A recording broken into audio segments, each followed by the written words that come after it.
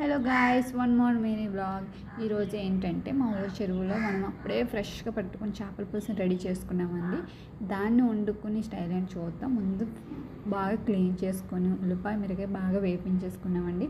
దీని తర్వాత టమాటా ముక్కలు కూడా వేసి అవి కూడా బాగా వేగాక కొంచెం మనం పేస్ట్ రెడీ చేసుకున్నాం.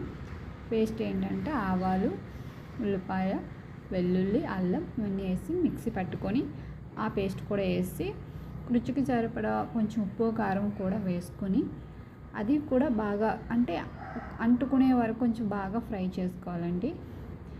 ఇలా మన ఊళ్ళో పట్టుకొని చేపలు చాలా టేస్టీగా ఉంటుంది.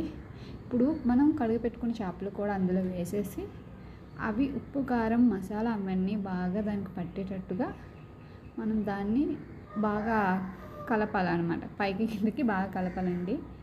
అలాగే ఈలోపు మనం ఏం చేయాలంటే ఆ రుచికి సరిపడా చింతపండు కూడా తీసుకొని ఒక పక్కనే పెట్టుకోవాలండి. ఎందుకంటే చింతపండు నానితే బాగా పులుపు అనేది వస్తుంది. ఇదిగోండి, ఇలా మనం బాగా ముక్కల్ని పైకి కిందకి ఇలా కలపాలండి. మరి ఎక్కువ కదిపేయకూడదు, ఎందుకంటే ముక్కలు అయిపోతాయి. ఇప్పుడు మనం చింతపండు పులుపుని మనకి ఎంత కావాలంత తీసుకొని ఇలా మనం చేపల్లో వేసేసుకోవాలి.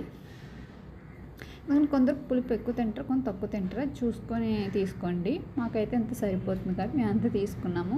ఇప్పుడు మొత్తం ఒక్కసారి కలపాలి అన్నమాట. బాగా మనకి చేపల పులుసులో మెయిన్ టేస్ట్ వచ్చేది ఏంటంటే పులుపు అనేది కరెక్ట్గా ఉంటేనే మనకు చేపల టేస్ట్గా ఉంటుందండి. ఇంకేముంది, ఇంకో 5 నిమిషాలు అలా మరిగించేస్తే మనకు టేస్టీ చేపల పులుసు